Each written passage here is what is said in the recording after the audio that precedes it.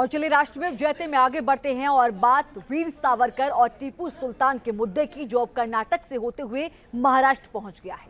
और महाराष्ट्र में भी वीर सावरकर और टीपू सुल्तान को लेकर सियासी संग्राम छिड़ गया है। वीर सावरकर पर ओवैसी के विवादित बयान को लेकर महाराष्ट्र के डिप्टी सीएम यानी देवेंद्र फडणवीस ने जैसे ही पलटवार किया, विरोधी खेमे में खलबली मच गई। रिपोर्ट देखिए।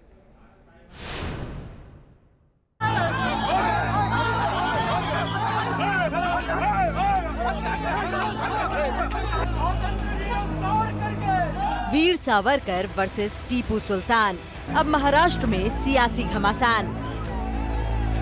वीर सावरकर से क्यों चिढ़ती है टीपू सेना?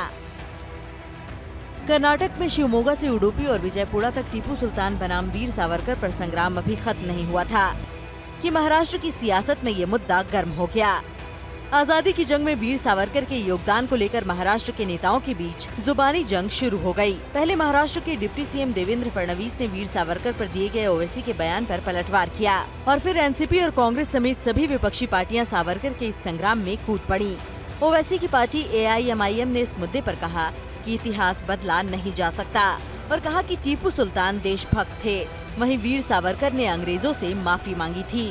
टीपू सुल्तान ने अपने हुक्मरानी के दौर में क्या अच्छाइयाँ क्या बुराइयाँ की, आप तारीख में से निकाल करके लाइए। लोगों को दिखता है क्या अच्छा है क्या बुरा है, और अगर उसने जुल्म ज्यादती की है तो आप लोगों के सामने ला के रखिए ना कि उसने ये जुल्म किया है। हजरत टीपू सुल्तान के बारे में सब जानते हैं, एक बहादुर थे। और वहीं पर सावरकर जो थे ना, माफ़ीनामे दे रहे थे। सावरकर ने देश की आज़ादी के लिए क्या योगदान दिया? दरअसल हाल ही में महबूब नगर में एक जनसभा में बोलते हुए AIMIM चीफ ओवैसी ने टीपू सुल्तान को एक महान स्वतंत्रता सेनानी बताते हुए कहा था कि टीपू सुल्तान ने अंग्रेजों के खिलाफ 4 युद्ध लड़े, जबकि सावरकर ने 4 मौकों पर अंग्रेजों से माफी मांगी थी। और वीर सावरकर पर ओवैसी के दिए इस विवादित बयान के बाद रविवार को देवेंद्र फडणवीस ने कहा कि टीपू सुल्तान ने हजारों हिंदुओं का कत्ल किया था और उसका महिमा मंडन करना बिल्कुल गलत है। और सावरकर जैसे देशभक्त जिन्होंने अपना आजीवन देश की आजादी के लिए संघर्ष किया, उनके ऊपर लांछन लगाना और माफी वीर कहना गलत है। और जो लोग ऐसा बोल रहे हैं उन्होंने इतिहास नहीं पढ़ा। टीपू सुलतानांनी किती हिंदूंवर अत्याचार केला याच्या संदर्भातही त्यांनी बोललं पाहिजे आणि सावरकरांचा इतिहास त्यांना समजू शकत नाही।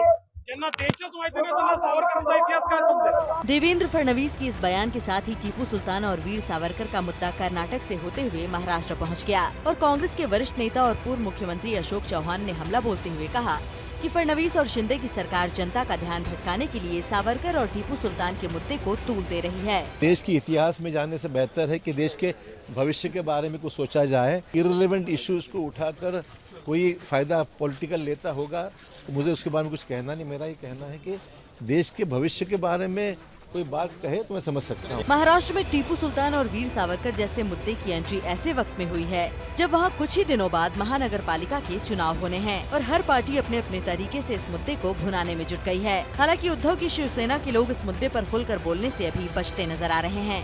उनका कहना है कि सावरकर प्रेम किसी को बताने की जरूरत नहीं है। टीपू सुल्तान और सावरकर जैसे मुद्दे जो चुनावी एजेंडे में शामिल होंगे और जो महानगर पालिकाओं के चुनाव हैं, लोकल बॉडीज़ के चुनाव हैं, उन सारे चुनावों के भीतर इस तरीके के हिंदुत्ववादी मुद्दों को लाने की कोशिश की जा रही है ताकि बीजेपी को इसका एज मिले और ख़ासकर ठाकरे ग्रुप को जो हिंदुत्व के मुद्दे पर बैकफुट पर है उसको और बैकफुट पर लाया जाए और शिंदे ग्रुप जो हिंदुत्व की बात कह करके बीजेपी के साथ सरकार और सत्ता में शामिल हुई उसको इसका फायदा मिले।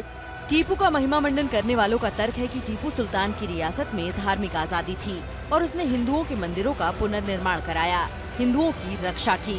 जबकि टीपू सुल्तान को खलनायक बताने वालों का पक्ष ये है कि टीपू सुल्तान हिंदुओं को काफिर कहता था और उसके राज में हिंदुओं का नरसंहार हुआ था। वहीं वीर सावरकर आजादी की लड़ाई के महान योद्धा थे। ऐसे में टीपू सुल्तान बनाम वीर सावरकर का चैप्टर और कितना लंबा चलेगा कहा नहीं जा सकता। Team news nation.